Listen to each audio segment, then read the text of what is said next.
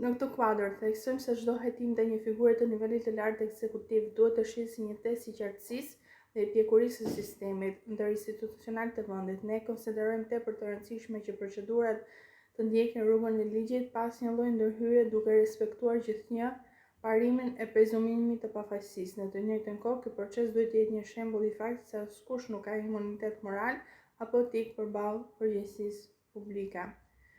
Në vijim të zhvillimeve që lidhen me paraqitjen e zonjës Belinda Balluk në SPAK, është e domosdoshme të theksojmë se qëndrimi i Partisë Punës së Shqipërisë ndaj proceseve të drejtësisë nuk kufizohet vetëm në respektimin formal të ligjit, por shtrihet në një filozofi më të thellë të funksionimit shoqëror. Për ne, drejtësia nuk është vetëm institucion,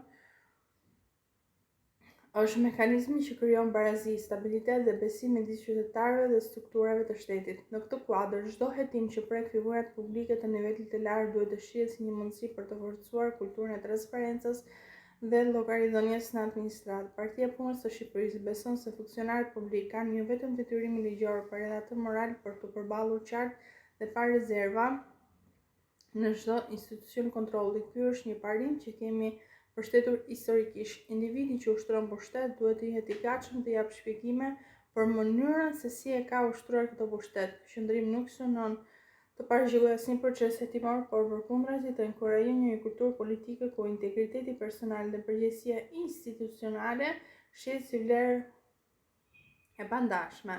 Në një realitet sociopolitik ku debati publik shpesh ndikohet nga emocionet, retorike ashpër apo interpretime të njëanshme, Partia e Punës së Shqipërisë bën thirrje që procesi të mos deformohet nga presionet mediatike apo nga interesat e çastit. Hetimet duhet të zhvillohen me qetësi institucionale, me respekt të plot për të drejtat e palës së hetuar, por